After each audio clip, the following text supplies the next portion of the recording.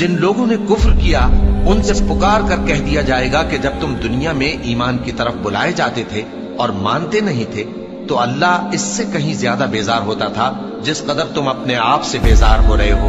وہ کہیں گے کہ اے ہمارے پروردگار، تو نے ہم کو 2 دفعہ بے جان کیا اور 2 دفعہ جان بخشی، ہم کو اپنے گناہوں کا اقرار ہے، تو کیا نکلنے کی کوئی سبیل ہے؟ یہ اس لیے کہ جب تنہا اللہ کو پکارا جاتا تھا تو تم انکار کر دیتے تھے، اور اگر اس کے ساتھ شریک مقرر کیا جاتا تھا تو مان لیتے تھے۔ سو حکم تو اللہ ہی کا ہے جو بلند و بالا ہے، بڑا ہے۔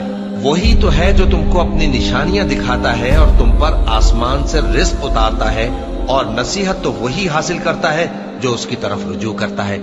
تو اللہ کی عبادت کو خالص کر کے اسی کو پکارو، اگرچہ کافر برا ہی مانے۔ وہ مالک درجات عالی اور صاحب عرش ہے، اپنے بندوں میں سے جس کو چاہتا ہے اپنے حکم سے وہی بھیجتا ہے تاکہ ملاقات کے دن سے ڈرائے۔